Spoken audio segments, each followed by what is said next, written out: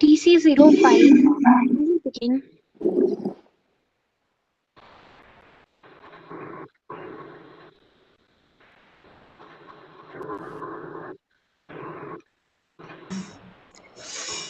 Yes, honorable jury, am I visible and audible? Yes, you are audible. Thank you.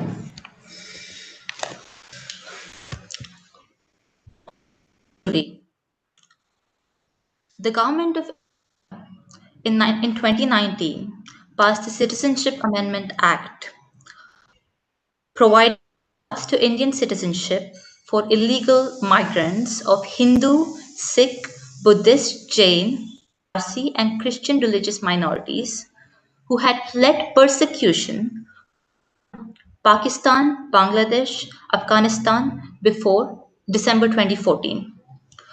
Our government has been heavily criticized for allegedly advocating Hindu theocracy, allowing light on the intentions it actually had for passing the CAA and why, despite all of the opposition that we have received and continue to receive, which we admit are also from well meaning individuals, we stand by what we passed after due deliberation and democratic process. The government, one, elected by majority. This means the government voices the opinion of a vast majority in the country had to put up with an onslaught of religious conversion from minority communities.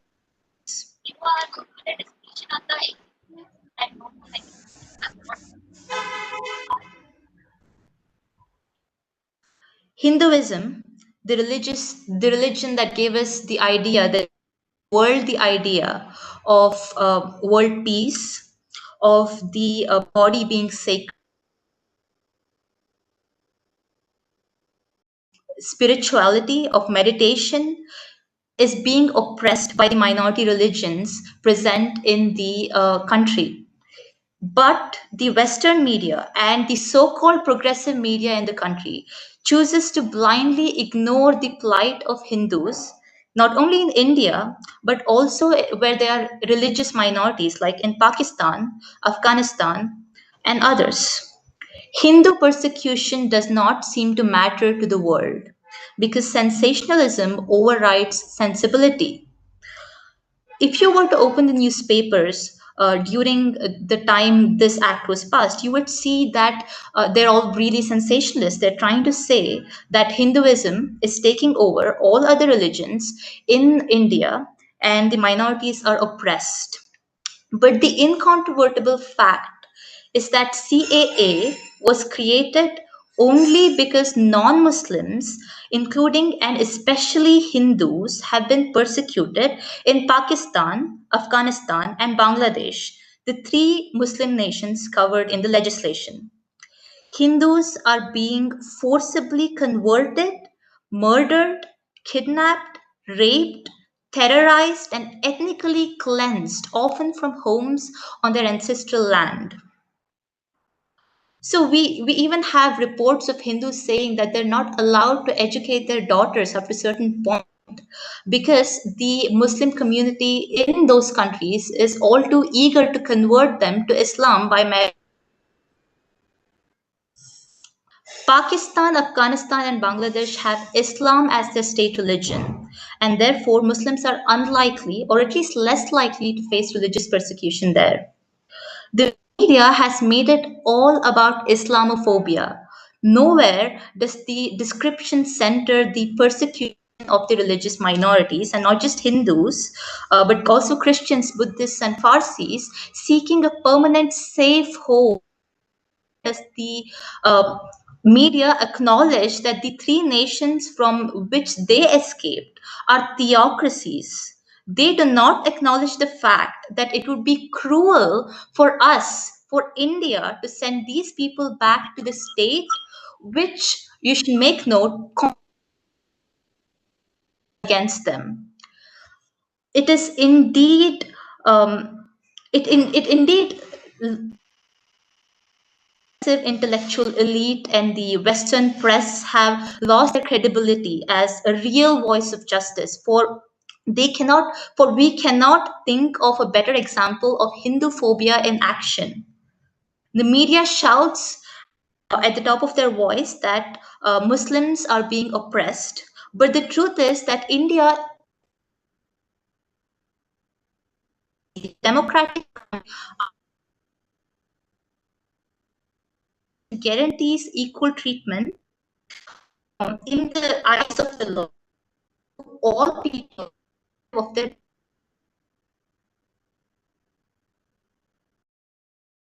Oh, we are not Article 14 says. We are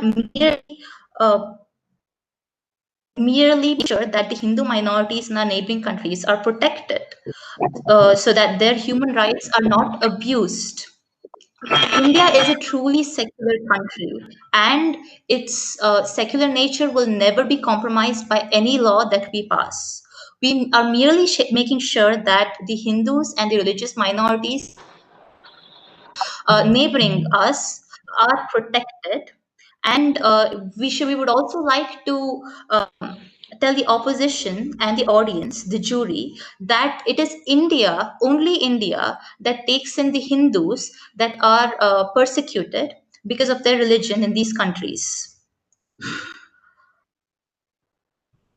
We acknowledge that the protests are by well-meaning individuals. However, they should note that no Indian is being discriminated against, and Muslims are also welcome to apply for Mr. citizenship Time status. Sama, you have exceeded your time limit. Yeah. I would close my speech by saying again that Hindu persecution does not seem to matter to the world, and sensationalism overrides sensibility. Thank you.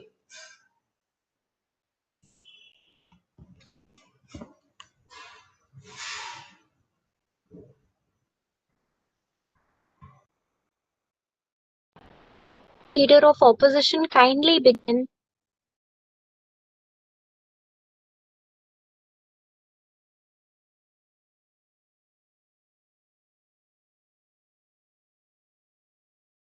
Audible?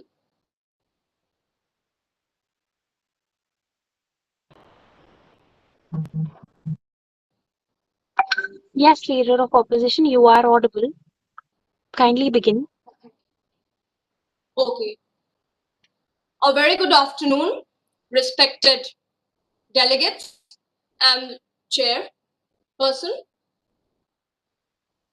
The country where religious issues are addressed politically become great. But one should know the country is being run by wrong hands if its politics creates religious issues. I quote Martin Luther King Jr. Okay, so coming to the point. Persecution can occur along several different lines, but CAA single out religious persecution sidelines other than serious forms of discrimination. Okay, it has completely ignored economic persecution. It has assumed that Muslim majority countries only persecute Hindu minorities and is discriminatory in nature. Okay, so further, in reportedly trying to redress minority persecution in countries that have a state religion, the act by cherry picking eligibility itself qualifies as discriminatory. This preferential mechanism creates distinctions between minorities of the same faith from Bangladesh, Pakistan, and Afghanistan and their counterparts in other neighboring countries. CAA thus presumes the fallacy that minorities are persecuted only in Muslim majority countries. If CAA seeks to protect those fleeing religious persecution, even if only of certain kinds of select geographical provenance, it should extend this protectionism to all who fall within the category, the set categories. Okay. By setting a cutoff date, it randomly delegitimizes citizenship claims, regardless of whether these emerge from the same persecuted minorities or countries it otherwise prioritizes. Of course, the CAA is incongruence with the Article 14 of the Indian Constitution, which is the right of all within the territory of India, not just the citizens, to equality before the law or equal protection. In fact, according to several constitutional law experts, owing to its arbitrariness, lack of a sound rationale or clarity in objective, the CAA fails the same test of reasonable classification that has been invoked to justify its constitutionality. There is no doubt that India needs a solid refugee legislation. But the CAA, which does not contain any reference to refugees in the entirety of its text, and in my view, fails tests in both constitutionality and humanitarianism,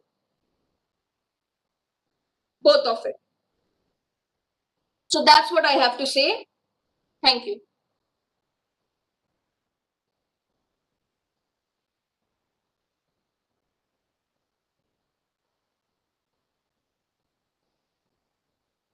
Deputy Prime Minister. Point of information in the government for the Prime Minister, The for the opposition leader. the government cannot put forth a point of information as it is the 5th minute and the speech has been concluded. Okay. The point of information is available between the 1st and 5th minutes, that is the 2nd, 3rd, and 4th. So kindly put forth your point of information during these minutes only. Okay, thank you. Deputy Prime Minister, you may begin.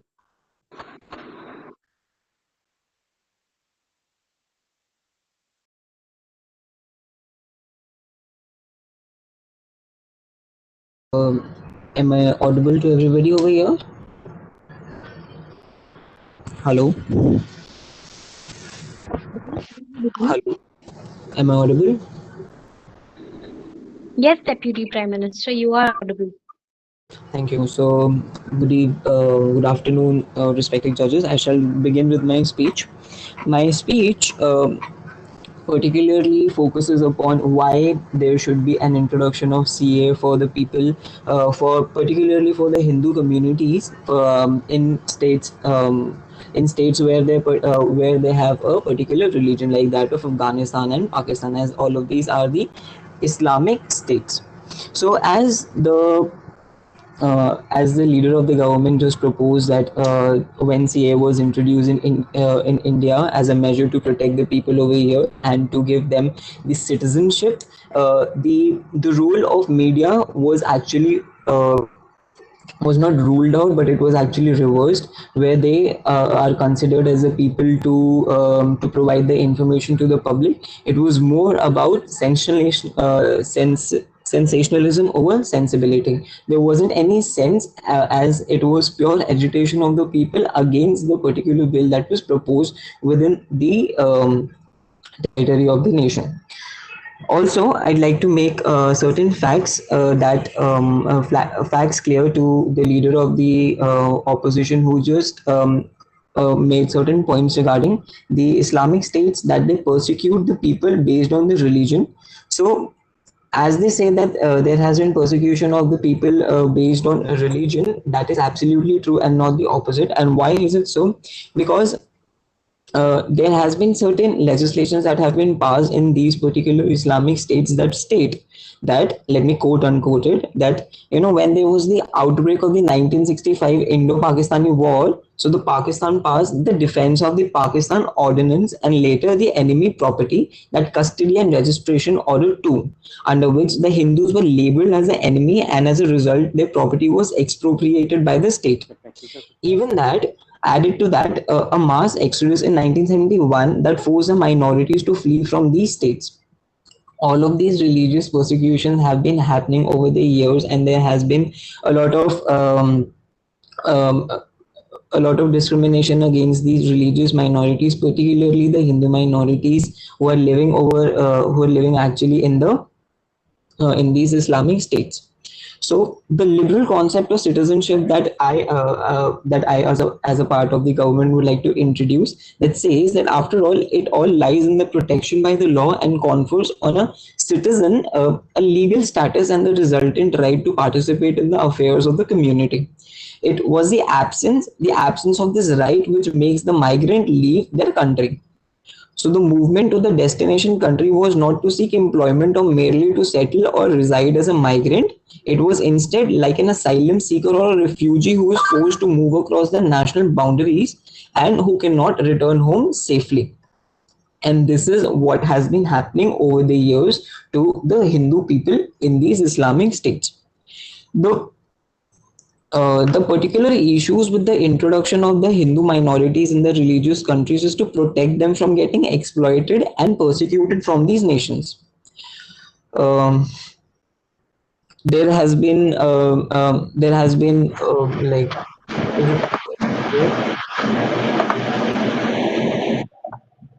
regular harassment that includes the forced conversions and blasphemy rules and rape for Hindus and by the Muslims of these Muslim majority states that triggered a large scale of exodus.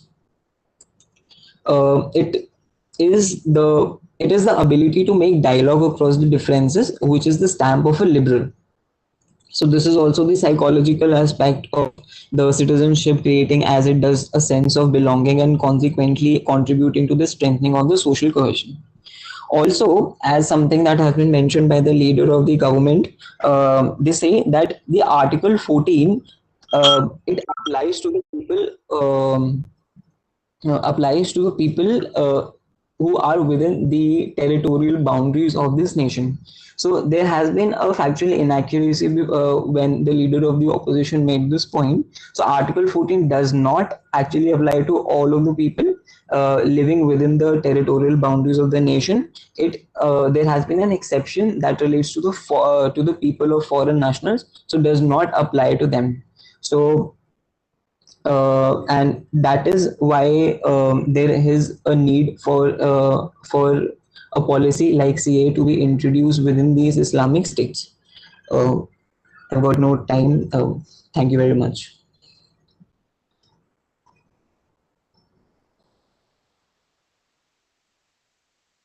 Deputy Leader of Opposition, you may begin. Thank you, Honorable Chair, for giving this opportunity. Thank you. Good morning, the members of jury, my fellow delegates, and everyone. I will begin with just replying to some of the points raised by my honorable colleagues from the government side. The Prime Minister in his speech and the Deputy Prime Minister as well in his speech very clearly questioned the credibility of media and the role of media in the protests erupting. Do you consider the people as fools? This is my question to them. Do you consider that the people are fools who are sitting down on the streets, who are agitating, who are protesting, who are raising slogans against this law, this discriminatory piece of law, and you are saying that the media has manipulated them? No, sir, no, ma'am.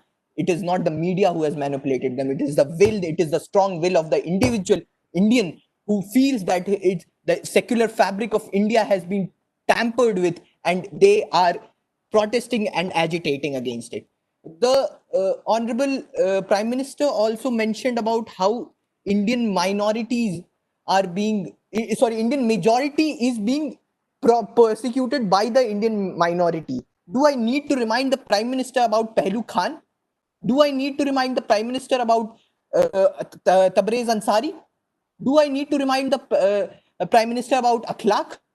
You have targeted a certain minority community. You have to admit it. Dr. Kafil Khan is a doctor from Uttar Pradesh state, and he has been in jail for protesting against the CAA. You are certainly denying the the rights which are ensured to the people in the Article 19(1)(b), which guarantees us the right to protest. You are imposing UAPA. You are imposing NSA on anyone, literally anyone. You have lost sensibility. Now, the Prime Minister also questioned the Western media, like credibility of Western media. If I need to remind the Prime Minister and his supporters that they are the same people who were overjoyed when the Western media titled the Prime Minister as with many titles like Man of the Year, Man of the Century, are you going to renounce them? Is the Honorable Prime Minister going to renounce them? Now coming to the CAA, how do you think that India will be a protectionist state and a humanitarian state if it discriminates in this very law? It discriminates. You are just hand picking, cherry picking of some sections from entire minorities from the religious neighbors. You are leaving the Ahmadis, the Point of Baloch. information for the Deputy Leader of Opposition. Please go ahead, ma'am, if it is allowed. The government would like to know if the opposition does not acknowledge the oppression of the Hindu minorities, and also if it doesn't acknowledge the fact that was stated by the government regarding how Indian Muslims will not be harmed by the law, and also yes, basically, Indian Muslims will not be harmed by the law, and this does not discriminate against Muslims, but is rather to alleviate the suffering of minorities in other countries, which the media does not acknowledge, and which is just true. I would Does okay. Is anything does left? the opposition not acknowledge these facts? I will begin with, if you would have just heard me for literally 15-20 seconds more, you would have got the answer. The government openly states that this law is not related to the Indian citizens, right? Do you agree with that, ma'am? Oh, so you are not allowed to follow up. I'm sorry. So yeah, this law is not of concern of Indian citizens. The government openly states this. Okay, so why is the troubles of the Indian minority, majority, whatever you want to say, being brought up here? Now coming back to what I was trying to say, that you are hand picking some communities.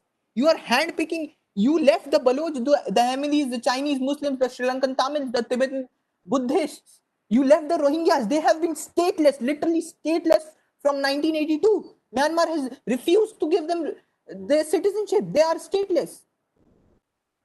What does the government want to say on this? You have just cherry picked. You are run by a prejudice. You are biased that persecution can only happen in Muslim majority countries. That has resulted in such a communal bill. Now, another point I would like to make is that what will be the Leader of opposition, kindly sum up. You have exceeded your time. Okay, ma'am, just the last point to make, that if you impose the NRC, if you are willing to impose the NRC, I am warning you that it will worsen the Indo-Bangla ties. So please don't think of NRC as of now. Thank you, ma'am. I'm done.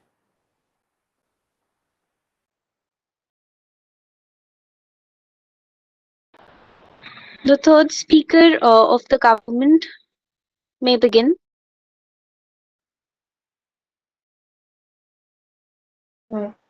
Is the whip off? Am I audible? Please. Thank you for the opportunity, honorable jury. I would like to start off by saying that it is an open secret that minorities living in these three countries are facing endless oppression based on religion. And this is something that the opposition has failed to address in their speeches. India is the only country which can accommodate this kind of diversity. uh, India is the only country which can accommodate this kind of democracy, given that in the Indian subcontinent, India is a developing country which houses all these religions, whereas other countries cannot and do not, given the discriminatory nature of countries like Pakistan, Afghanistan, and Afghanistan and Bangladesh as well, given that these are Islamic republics. The Prime Minister has given a clear background of the CAA, and has not attached any communal angle to it because there is none. Uh, there was due deliberation and a democratic process which followed the implementation of the act. So it is not a wise thing to question the majority and the representation, which is the government, because the government represents the people.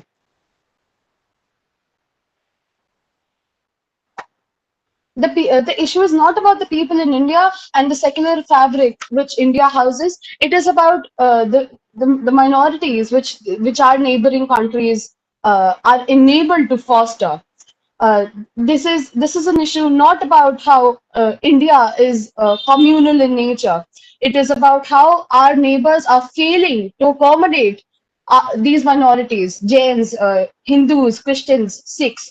I am sure that the opposition is aware of the ethnic genocides and ethnic cleansings which happen in Afghanistan, which recently happened in Afghanistan when a Sikh Gurdwara was bombed by the majority there, by a terrorist group which Afghanistan houses. India is merely taking a measure to protect minorities. It is the CAA, and the CAA has been clearly misunderstood by the media. By India is also a country in which alternative media houses have been given enough autonomy. They have been given the freedom to practice whatever they wish to practice. But it is not the country's fault if these alternative media houses and a liberal stance on the issue is inciting violence and is being clearly misunderstood by the protesters. Uh, I can assure you that India's secular nature is not in jeopardy. Uh, and it is, I would also like to lay emphasis on the fact that Hindu persecution does not matter to the media, to the people of this country, and when it should, because it is clear, because Pakistan and Afghanistan, these countries are discriminatory in nature, and Hindu phobia is in full action. Uh, I'm sure that the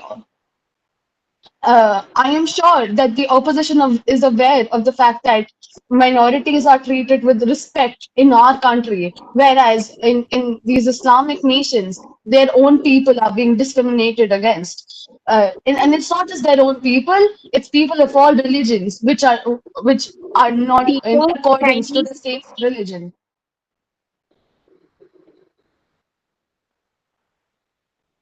Hello, I'm audible. yes, speaker, kindly sum up as you have used your time. In summation, to answer to the leader of opposition, religious persecution is important to address as it threatens minorities' lives and also their economic prospects. Religious minorities in these countries are not given enough room to prosper, to have aspirations, to foster any kind of a future, and to have any sort of dreams, because the moment these discriminatory laws come in full action, these minorities are prosecuted. Thank you.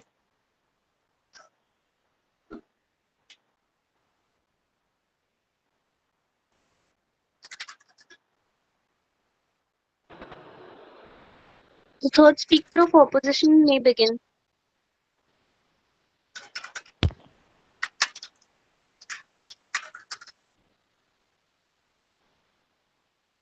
Please go ahead. So, as I would like to state another point is that since the government's whip just mentioned, she just mentioned that we are not acknowledging religious persecution. But ma'am, actually the thing is, we totally acknowledge religious persecution. We just want to know why are the Muslim majority countries being targeted. Other countries, other places are also there where Hindu minorities are being persecuted. Why did not they mention them? They had to mention them. They were actually required to mention them. And it's not only the point of the Muslim majority countries, because other nations are also there where economic persecution is even more prevalent than religious persecution. Think about the people economically.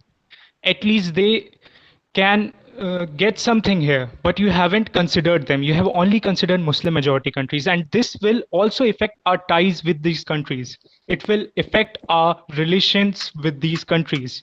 They would see us discriminating. And the second point, immigrant influx is always hard for a country to encounter.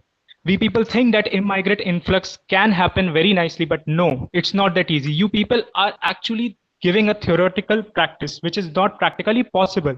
So you should not be judging it on the basis of that. You should see it practically too. It's not that easy. Now, coming up to the points which were mentioned before by the opposition, this act will always be discriminatory. And bringing in media, which has been brought up by the government at every point, bringing in media does not help you, because people themselves are educated enough, and educated people have also volunteered to protest against this. It's not people that they lack information. They have certain information and they are putting forward. Such mass protest is not led by a wrong message. It is led by some right points, and they have been mentioned before in many articles by many educated people of this society. So instead of saying that your bill is totally correct, you should see one more thing, that there are certain points which are missing and because of which it is criticized. The intention might be right, but you people are not considering the important points required. It will also hamper our international relations. So it is important for us to think a lot about this, because it is not an easy step. It is a really big step. It requires a lot of work, and it requires a lot of points. Therefore, I would say that this criticism is totally justified. People have their say. Thank you, ma'am.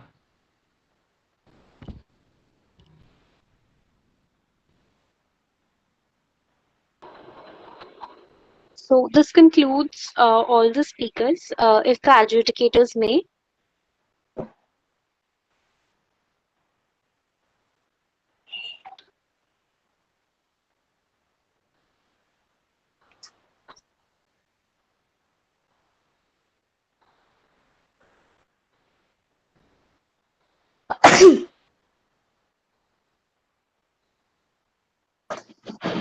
Present, sir, you begin.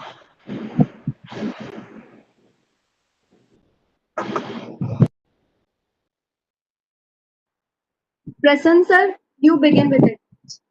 You begin. Good afternoon. It was okay. Yeah. One by one, give. First of all, I start with Prime Minister. Everyone have raised what Prime Minister lacks. Like she was giving more and more, more and more. She was more giving content. The content of Prime Minister was more and more based on the media. Like she was lacking the content, which is most required thing. But her manner and method was so good. Now coming to Deputy Prime Minister. Deputy Prime Minister like leader of opposition, and he tried to extend what his Prime Minister says, but I think he was unable to extend it. His manner and method was also not so good. One more thing to all of you, like we both got you people are reading it from your screen, so you have to switch on your camera. It seems like more people were reading from the screen, which is not fair. Next, coming to the speaker of coming to the whip of government. Uh,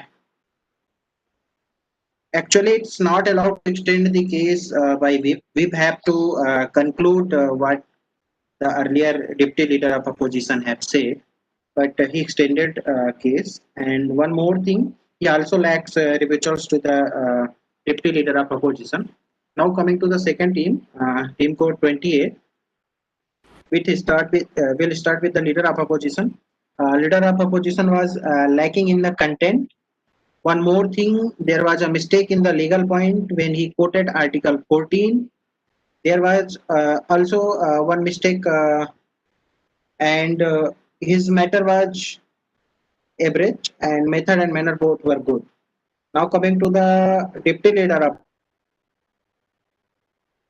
of, he was good, but one thing I got as critical remarks on him, like he related this topic with various other topics which are not related to it, like CAA and other violence going on. So a bit distraction was there, but he was good.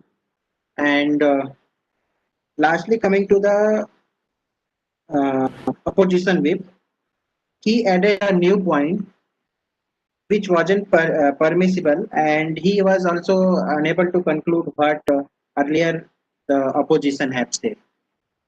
Okay, thank you, Mansi. Yes, Mansi. Okay, so the government and the opposition did really a very good job.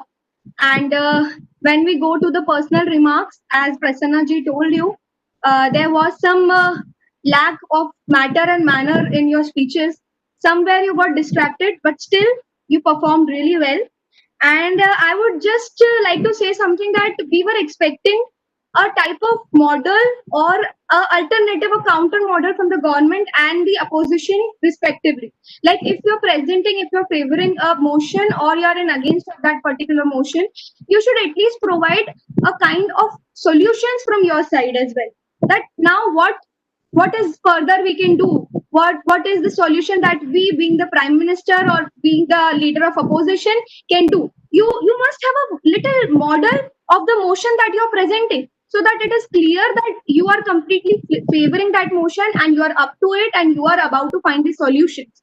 And so goes to the opposition. The opposition always must have the counter model what they have presented, being the government. Opposition must have a counter model or some alternative solutions for what they are presenting. They are in the against. So this we were expecting, which was little bit lacking in your speeches. And the most important thing in the parliamentary debate is how you speak and how you present yourself. And if you are not able to turn on your cameras, how can we see your expressions, your way of speaking, and your manner? So I would suggest you from the next time try to turn on your cameras and express your speech with your expression so that it will look much better than this. Okay. And of course, sir, do we have to tell which side we are on? Which side What we do are? wait, The result? Medhavi, please tell us. We have to declare the result now. Yes, sir. Yes, sir. You have to declare. I mean, you have to. I think just tell which is the best speaker and the result, of course, will go forward. Okay. I have submitted the result. Wait.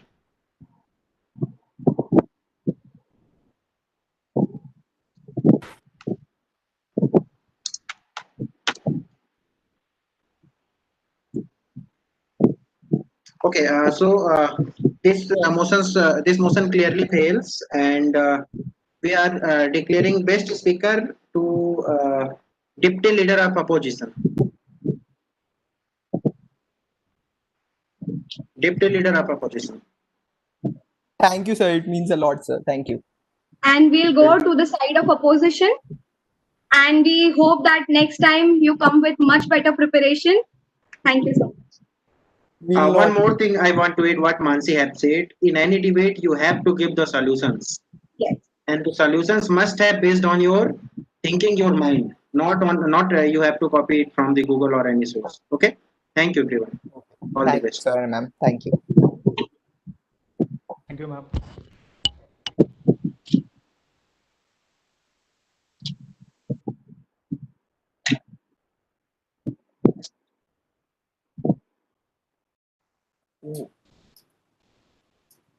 I just tell us that are we supposed to leave now? Will someone from the organizing team? Yes, tell? please. Thank you. Yes, please. Thank you. I request all the previous teams who have just participated to leave.